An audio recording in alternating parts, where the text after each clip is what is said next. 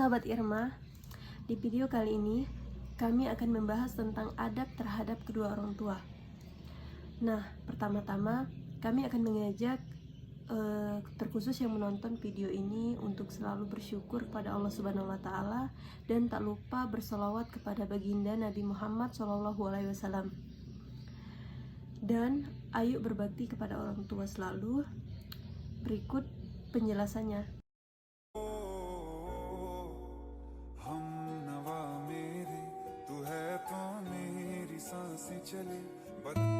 Nasihat dan perintah orang tua. Selalu mendoakan hal-hal yang baik untuk orang tua kita.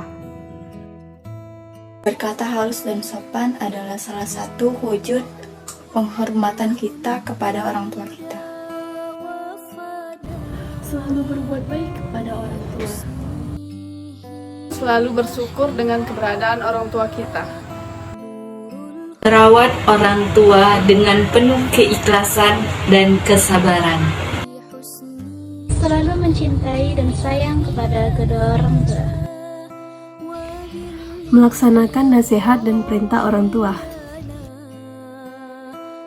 Nah, dari penjelasan sahabat Irma tadi, adapun manfaat perilaku hormat, patuh dan berbakti kepada orang tua.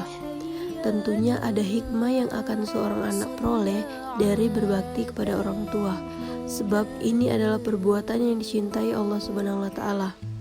Yang pertama, mendapatkan ridho Allah, sebab ridho Allah terletak pada ridho orang tua, dan murka Allah terletak pada murka orang tua.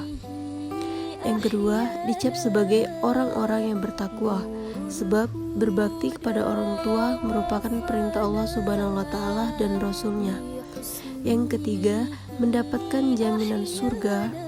Yang keempat, mudah terkabulkan hajat atau keinginan dan doa. Yang kelima, terhindar dari azab dunia maupun akhirat. Yang keenam, dikabulkannya taubat dan mendapatkan doa mustajab dari orang tua. Dan berbakti kepada orang tua dapat menghilangkan kesulitan yang sedang dialami, yaitu dengan cara bertawasul. Dengan amal soleh tersebut, berbakti kepada kedua orang tua akan diluaskan rezeki dan dipanjangkan umur. Berbakti kepada kedua orang tua dapat memasukkan kita ke jannah atau surga oleh Allah Subhanahu wa Ta'ala. Amin amin ya robbal alamin.